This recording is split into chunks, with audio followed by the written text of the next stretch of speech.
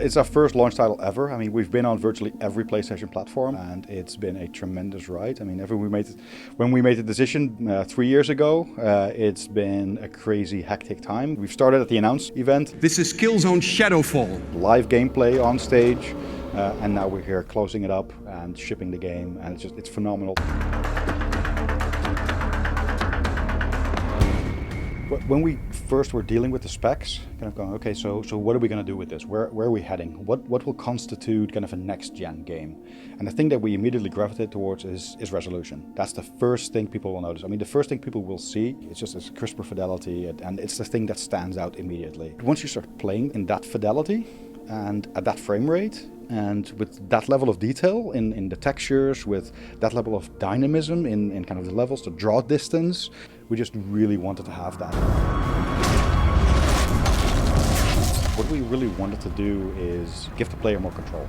It should be the player who's driving the story forward. It should be the player deciding when to go into action. And so big decisions that we made is make sure the story is told from a first-person perspective, make sure all of the gameplay is all kind of actioned by you. So that meant a buddy that you could control.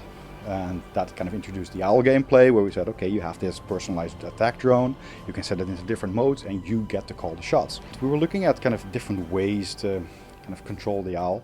But then the controller showed up with his touchpad, and we kind of thought, this could work.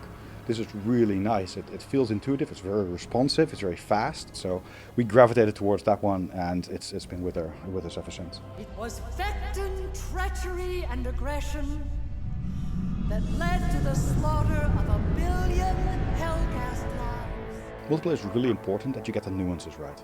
Because it's a game that people are going to play over and over and over. So we said we want the player to be in control, we want to empower the player to make the choices and say, this is how I want to enjoy the game. So who are we to say, oh, no, that's not what the game's about, we don't want you to play that.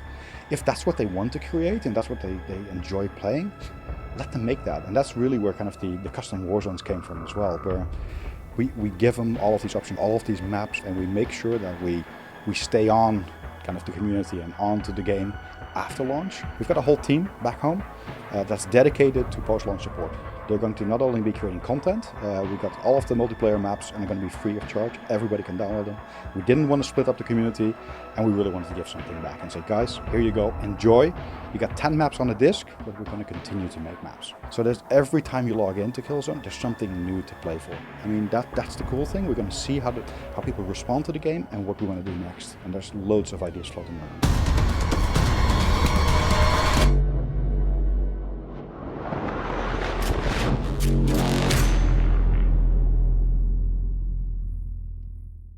PlayStation